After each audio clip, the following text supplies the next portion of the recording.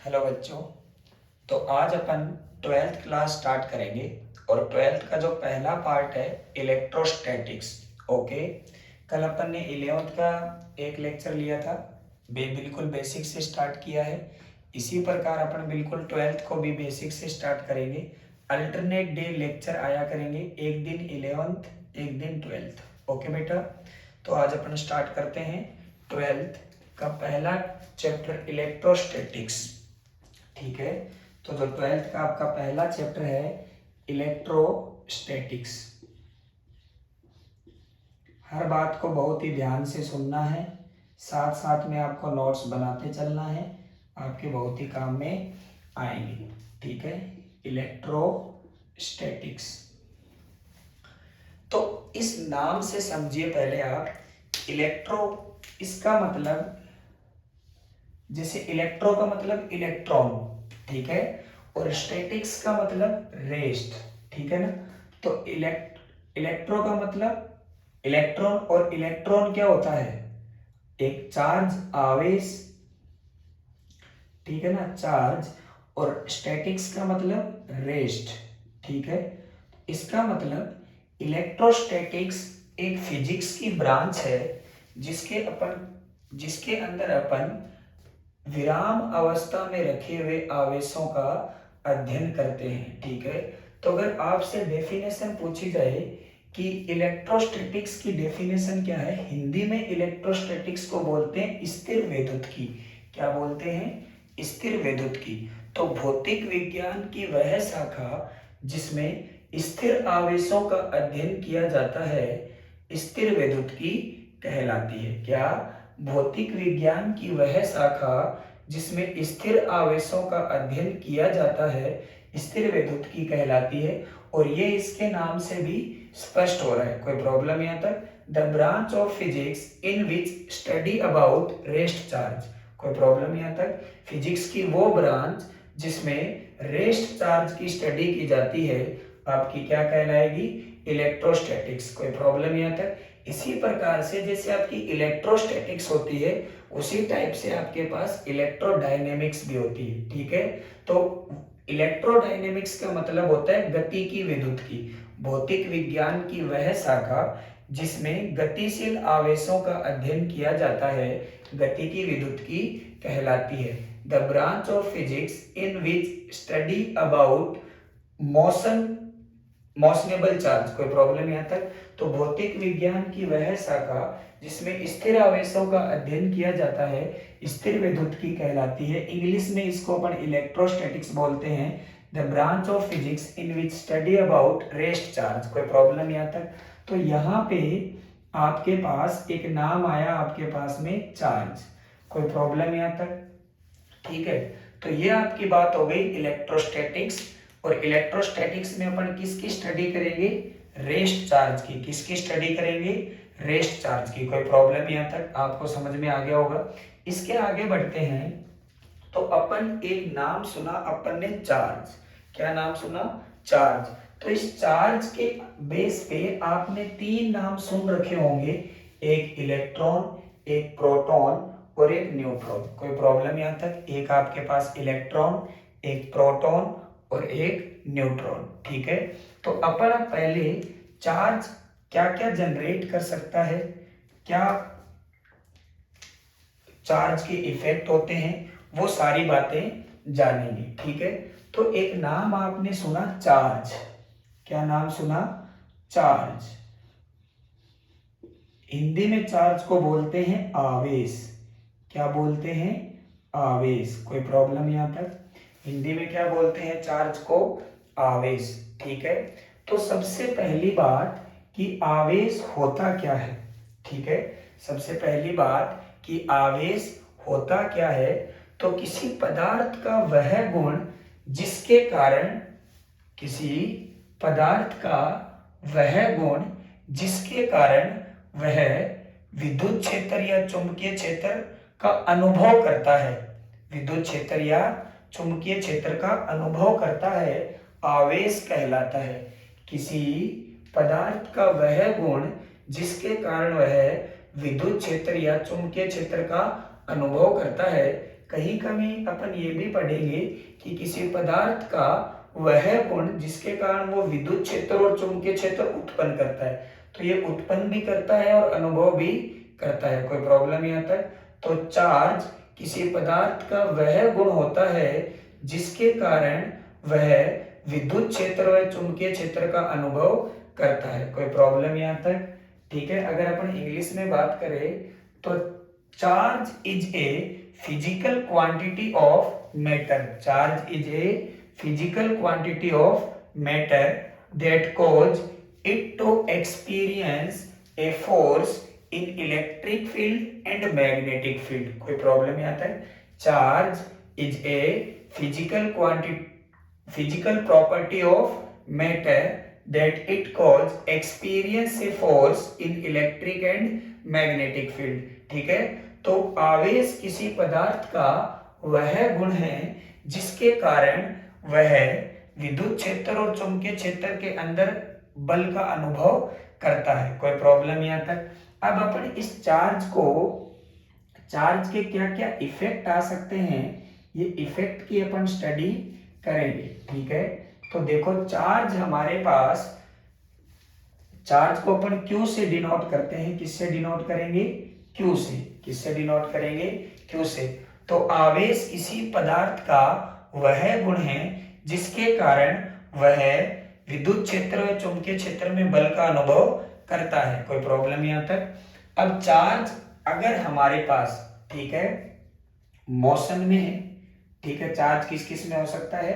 Motion में हो सकता है। पहली बात, सबसे पहली बात अपन बात करेंगे कि अगर हो सकता है चार्ज रेस्ट में हो, हाँ, हो सकता है चार्ज यूनिफॉर्म मोशन कर रहा हो,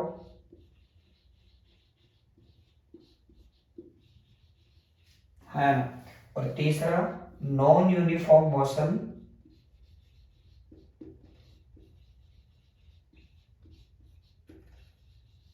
कर रहा हूं। ठीक है। तो चार्ज हो सकता है विराम अवस्था में हो। किस में हो? विराम अवस्था में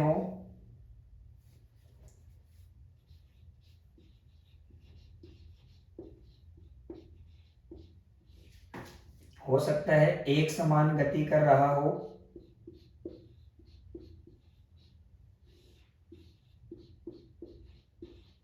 और हो सकता है असमान गति कर रहा हो।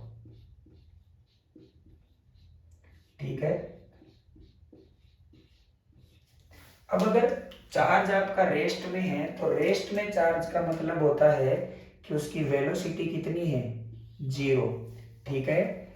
एक समान गति का मतलब होता है कि उसकी वेलोसिटी तो नॉट इक्वल टू 0 है, बट उसका एक्सेलरेशन कितना है? 0। और असमान गति का मतलब होता है कि वेलोसिटी भी नॉट इक्वल टू 0 है और एक्सेलरेशन भी नॉट इक्वल टू 0 है। इसका मतलब उसके वेग में समय के साथ परिवर्तन हो रहा है ना। जो वेलोसिटी है वो टाइम के रिस्पेक्ट में क्या हो रही है? चेंज हो रही है। कोई प्रॉब्लम यहाँ तक? तो आवेश कितने टाइप से हो सकता है? रेस्ट में हो सकता है, यूनिफॉर्म मोशन कर सकता है और नॉन यूनिफॉर्म मोशन कर सकता है। कोई प्रॉब्लम यहाँ तक? अगर यूनिफॉर्म मोशन कर रहा है आपका चार्ज, अगर रेस्ट में है, तो वो केवल इलेक्ट्रिक फील्ड जनरेट करता है। क्या जनरेट करता है?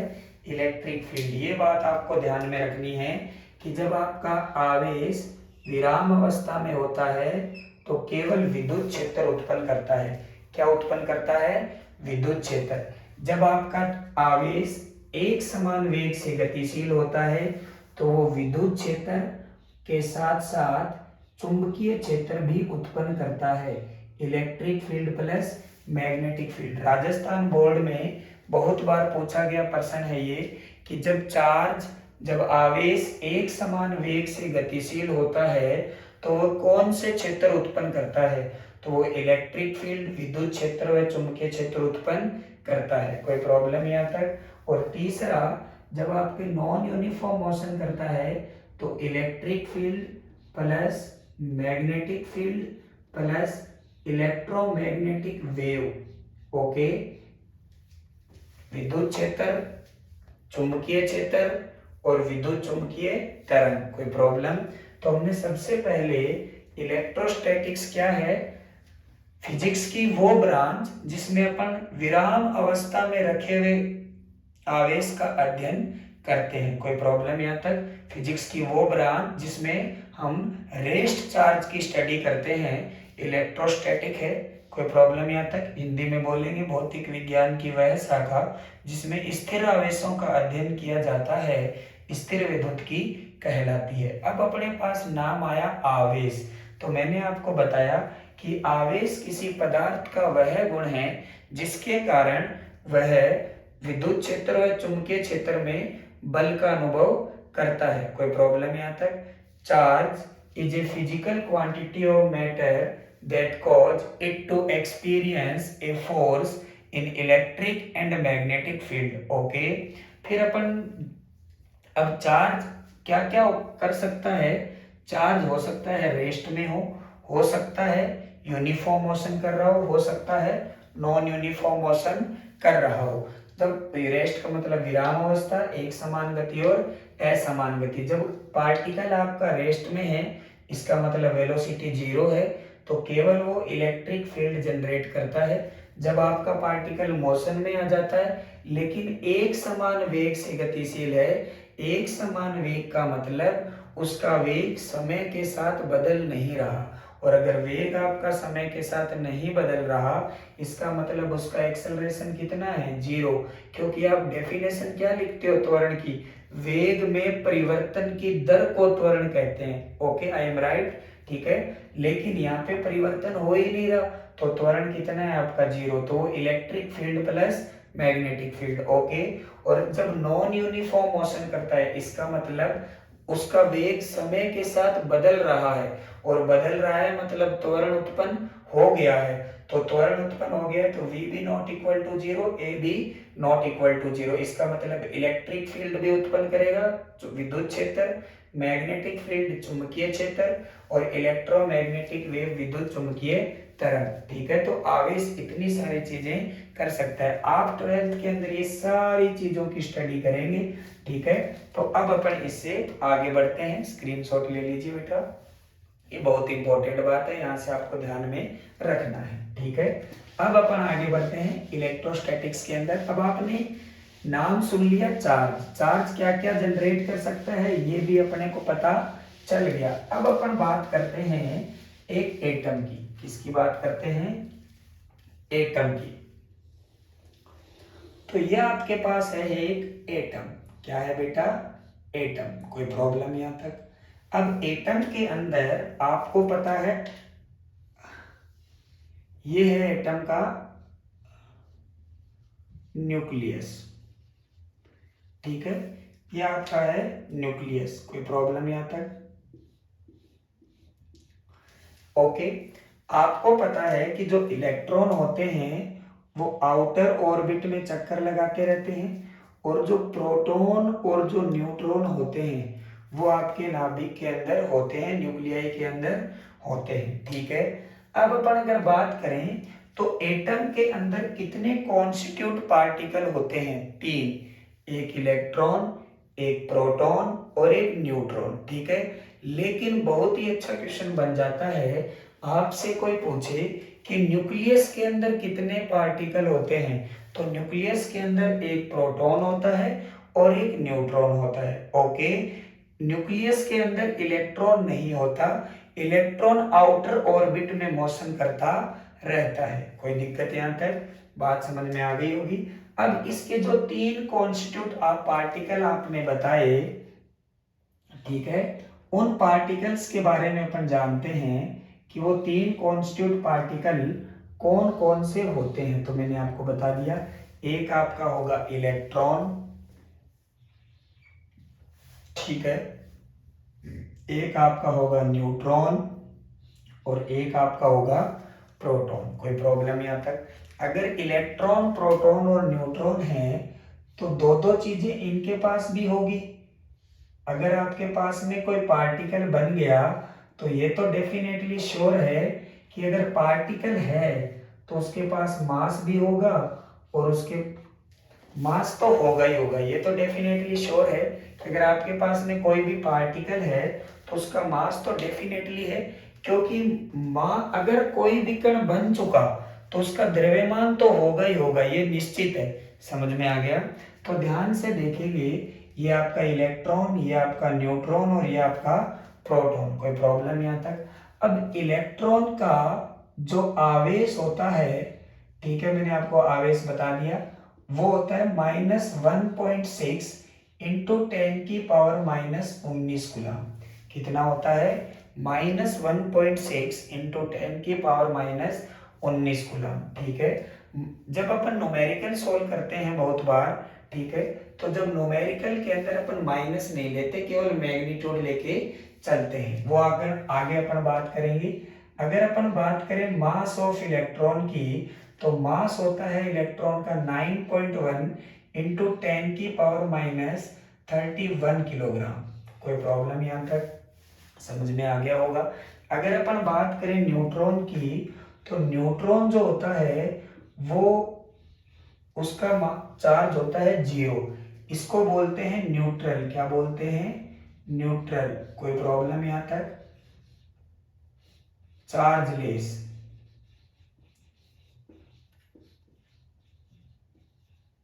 ओके बेटा, ये आपका होता है न्यूट्रल, चार्जलेस। और जो इसका मास होता है, न्यूट्रॉन का जो मास होता है वो अप्रोक्सीमेटली इक्वल होता है मास ऑफ प्रोटॉन के। किसके इक्वल होता है? मास ऑफ प्रोटॉन के। और लास्ट में जो आपका प्रोटॉन बच गया, उस प्रोटॉन के ऊपर जो आपका आवेश चार्ज होता है 1.6 इंटू 10⁻⁻19 कूलम। 1.6 into 10⁻⁻19 coulomb. और जो आपके पास मास होता है प्रोटॉन का, सॉरी यहाँ पे P लिख लीजिए, mass of proton equal to 1.67 into 10⁻⁻27 kilogram. कोई प्रॉब्लम यहाँ तक? तो हमारे पास एटम के अंदर 3 कॉन्स्टिट्यूट पार्टिकल होते हैं, इलेक्ट्रॉन, प्रोटॉन और न्यूट्रॉन। लेकिन इंपॉर्टेंट क्वेश्चन, न्यूक्लियस के अंदर आपका प्रोटॉन होता है और न्यूट्रॉन होता है। ठीक है। और जो इलेक्ट्रॉन होते हैं वो आउटर ऑर्बिट में मोशन करते रहते हैं, और ये इलेक्ट्रॉन उन्हीं कक्षाओं में चक्कर लगाते हैं जिनका कोणीय संवेग h/2π का पूर्ण गुणज होता है। ये आगे पढ़ेंगे अपन। दूसरी बात, ये जिन कक्षाओं में चक्कर लगाते हैं उन कक्षाओं को स्थायी कक्षाएं कहते हैं। ठीक है।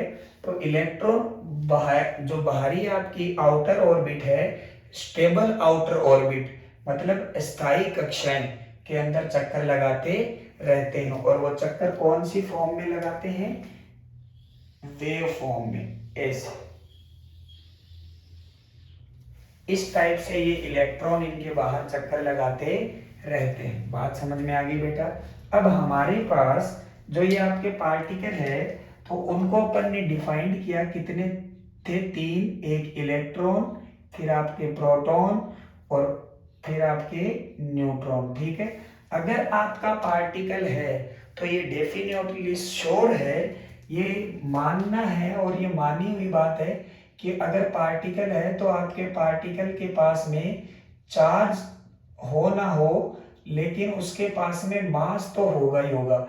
कि अगर कोई चीज, मान लो यार, अगर कोई चीज है, जैसे चींटी है, बहुत छोटी है पर मास तो है ना। अब हो सकता है चींटी का वजन आदमी के वजन की तुलना में नगण्य है, पर ऐसा थोड़ी कह देंगे कि मास नहीं है। मास तो मान के चलेंगे ना। ठीक है। तो अपने को एक चीज तो पता है कि अगर ये 3 चीजें हैं तो इन तीनों चीजों का मास तो है, लेकिन चार्ज किस किस का होता है? एक तो प्रोटॉन का और एक इलेक्ट्रॉन का। कोई प्रॉब्लम यहां तक? ठीक है। अब अगर अपने को एक रीमार्क अपन डाल लेंगे, एक रीमार्क अपन क्या डाल लेंगे यहाँ पे, ये बहुत इंपॉर्टेंट बात है। ठीक है ना? रीमार्क क्या है कि मास ऑफ प्रोटॉन होता है वो 1836 ऑफ मास ऑफ इलेक्ट्रॉन। हाँ है ना? इसको कैलकुलेशन को सिंप्लीफाई रखने के लिए अपन इसको लगभग 1800 के बराबर मान के चलते हैं। कोई प्रॉब्लम यहाँ तक? कितने के बराबर मान के चलते हैं? 1800 के बराबर मान के चलते हैं। और ये किसके लिए है? For simple calculation. किसके लिए है? सिंपल कैलकुलेशन करने के लिए ये आपका निर्धारण किया गया है, ताकि आपकी कैलकुलेशन इजीली हो जाए। ठीक है, तो हमारे पास एटम के अंदर 3 कॉन्स्टिट्यूट पार्टिकल, इलेक्ट्रॉन, प्रोटॉन और न्यूट्रॉन। प्रोटॉन और न्यूट्रॉन कहाँ होते हैं? नाभिक में। बहुत बार पूछे जाने वाला प्रश्न है ये कि नाभिक के अंदर कौन से कण होते हैं? तो प्रोटॉन और न्यूट्रॉन। और इलेक्ट्रॉन आउटर ऑर्बिट में चक्कर लगाते रहते हैं। इलेक्ट्रॉन जिन कक्षाओं के अंदर चक्कर लगाते हैं उन कक्षाओं को स्थायी कक्षा कहते हैं। क्या कहते हैं? स्थायी कक्षाएं। और इनका जो कोणीय संवेग होता है ये h/2 का इंटीग्रल मल्टीपल पूर्ण गुणज होता है। ये आपको ध्यान रखना है। कोणीय संवेग mvr। क्या? mvr। आपको पता है इनका कोणीय संवेग mvr, आपने पढ़ा है 11th क्लास में, आगे अपन पढ़ेंगे। वो h/m इंटीग्रल मल्टीपल होता है h/2 का। कोई प्रॉब्लम यहाँ तक? mvr equals to nh/2। ठीक है, यहाँ पे n कांस्टेंट होता है और इंटीजर होता है, h होता है प्लांक कांस्टेंट। कोई प्रॉब्लम यहाँ तक? तो ये बात आपको ध्यान में रखनी है। ठीक है, आगे बढ़ते हैं। इसके बाद में आगे बढ़ते हैं। ये आपने स्क्रीनशॉट ले लिया होगा, इसका स्क्रीनशॉट ले लीजिए। इलेक्ट्रॉन है, ये आपको ध्यान में रखना है। ओके बेटा? हाँ भाई, तो यहां से अपन ने चार्ज के बारे में बात कर ली। ठीक है, अब जैसे ही आपने चार्ज के बारे में बात करी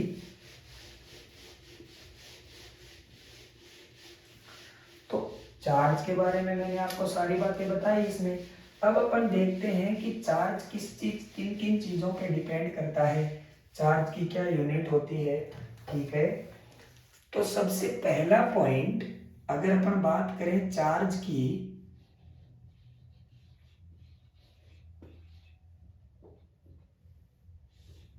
ठीक है, तो जो आपका चार्ज है, चार्ज विदाउट मास चार्ज पॉसिबल नहीं है, लेकिन विदाउट चार्ज मास पॉसिबल है। समझ में आ गया? बिना आवेश द्रव्यमान संभव है, लेकिन बिना द्रव्यमान आवेश संभव नहीं है। ये पहली लाइन आपको याद रखनी है, बच्चे बहुत कंफ्यूज होते हैं। फॉर एग्जाम्पल, जैसे मैं हूं, आप घर में बैठे हो, ठीक है ना, जहां भी बैठ के आप वीडियो देख रहे हो, ठीक है, तो आपके ऊपर इस समय कोई आवेश नहीं है। अगर आवेश होता तो आप किसी भी चीज को छूते, है ना, अगर आप किसी दूसरे को छूते तो आवेश ट्रांसफर होता। ठीक है, तो आपकी बॉडी क्या हो जाती? आयनाइज। कोई प्रॉब्लम यहाँ तक? तो जैसे कोई चीज है, जैसे ये मार्कर है, इस समय इसके ऊपर कोई आवेश नहीं है। कोई प्रॉब्लम यहाँ तक? लेकिन इसका द्रव्यमान तो है। समझ में आ गया? आवेश का होना मतलब आकर्षण प्रतिकर्षण होना जरूरी है, लेकिन अभी इससे कुछ आकर्षण प्रतिकर्षण नहीं हो रहा। इसका मतलब ये क्या है? उदासीन है। तो लेकिन इसका द्रव्यमान तो है। ओके, तो बिना आवेश द्रव्यमान संभव है, लेकिन बिना द्रव्यमान आवेश संभव नहीं है। जैसे बिना द्रव्यमान का मतलब क्या है कि कोई चीज है ही नहीं, है ना। अगर कोई चीज बनी है तो ये डेफिनेटली श्योर है, ठीक है, कि उसका कुछ ना कुछ द्रव्यमान अवश्य होगा। ठीक है, लेकिन अगर कोई चीज बनी ही नहीं, ठीक है, तो उसके ऊपर आवेश तो संभव ही नहीं है। क्या ये बात आपको समझ में आती है? ओके, तो without mass charge not possible, but without charge mass is possible. ये आपको पहली लाइन लिखनी है। Without mass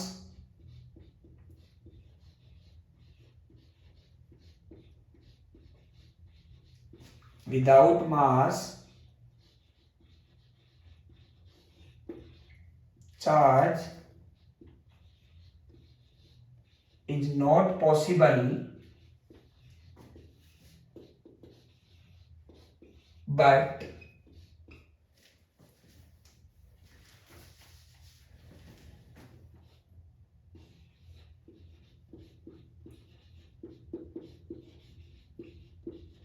but without charge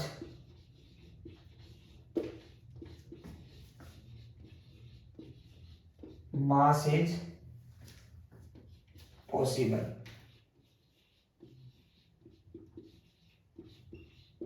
ठीक है, बिना द्रव्यमान आवेश संभव नहीं है, लेकिन बिना आवेश द्रव्यमान संभव है। कोई प्रॉब्लम नहीं आता, बिना आवेश द्रव्यमान संभव है। दूसरी बात, आवेश एक अदिश राशि होती है।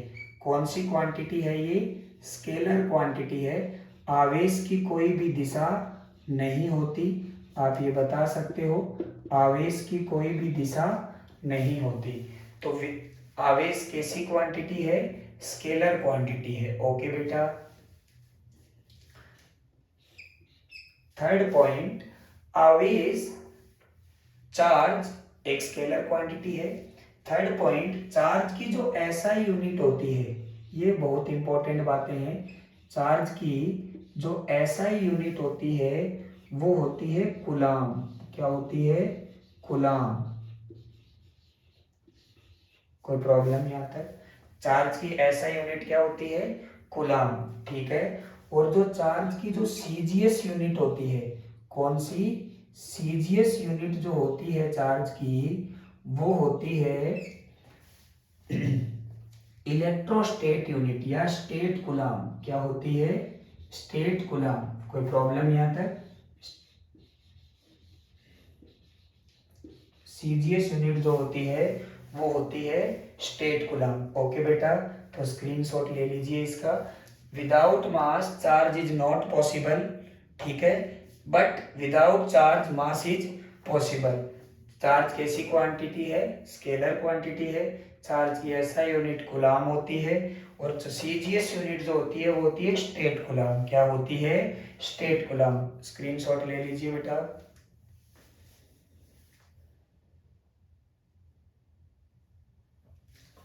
ले लिया होगा, आगे बढ़ते हैं।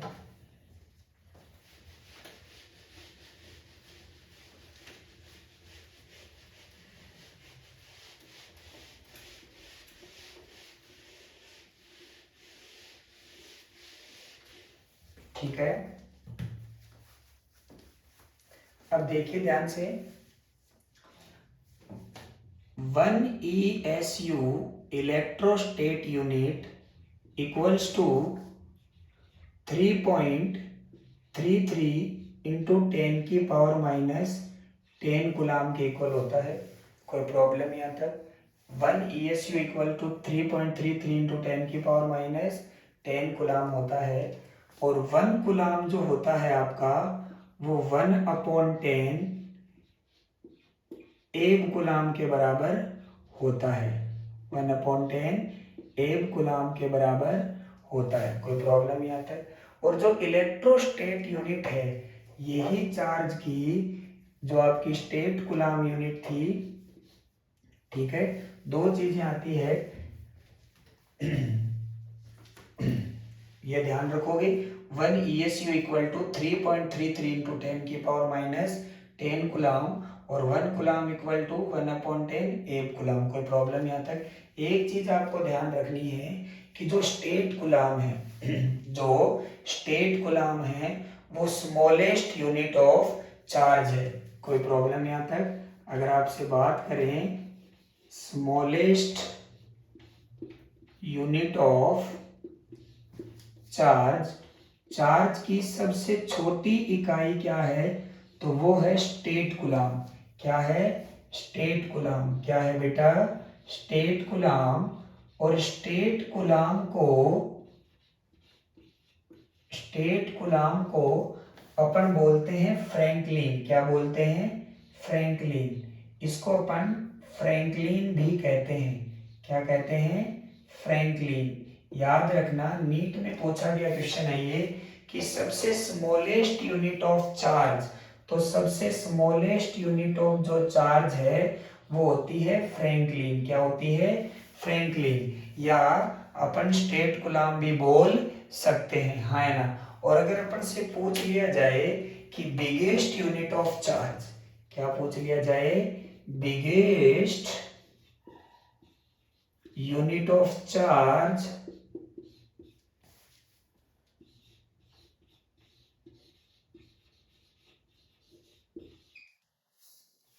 Biggest unit of charge. तो जो बिगेस्ट यूनिट ऑफ चार्ज होती है वो होती है फेराडे। फेराडे क्या होती है? फेराडे। फेरेड नहीं, फेरेड धारिता की यूनिट होती है। बच्चे बहुत कंफ्यूज रहते हैं, ठीक है। फेरेड किसकी यूनिट होती है? धारिता की। ये है फेराडे। क्या है? फेराडे। और एक फेराडे इक्वल टू होता है 96,500 कुलाम। कितना होता है? 500 कुलाम। तो बड़ा ही प्रीसियस ये दोनों पॉइंट है। एक तो आपकी कौन सी unit? Biggest unit of charge. Biggest unit of charge जो आपकी होती है वो क्या होती है? फेराडे। और जो स्मॉलेस्ट यूनिट जो होती है वो होती है आपकी फ्रैंकलिन। अब बच्चे कहाँ गलती करते हैं? बच्चे फेराडे को फेरेड पढ़ते हैं। क्या पढ़ते हैं? फेरेड। तो ये अपने को बिल्कुल ध्यान में रखना है, ये फेरेड नहीं है, ये फेराडे है। और यही चार्ज की बिगेस्ट यूनिट है। कोई प्रॉब्लम यहाँ तक? तो 1 ESU इक्वल टू 3.33 इंटू 10 की पावर माइनस 10 कुलाम और 1 coulomb equals to 1/10 M coulomb. Smallest unit of charge, charge की सबसे छोटी इकाई स्टेट कुलाम होती है, जिसे अपन फ्रैंकलिन भी कहते हैं। और यही आपकी जो है वो सीजीएस पद्धति में होती है। ओके बेटा। बिगेस्ट यूनिट ऑफ चार्ज, जो चार्ज की बड़ी इकाई है वो होती है फेराडे। क्या होती है? फेराडे। और एक फेराडे बराबर होता है आपका 96,500 गुलाम। क्या होता है? 96,500 गुलाम। कोई प्रॉब्लम यहाँ तक? तो ये आपको सारी बातें ध्यान में रखनी है। ओके बेटा, स्क्रीनशॉट ले लीजिए।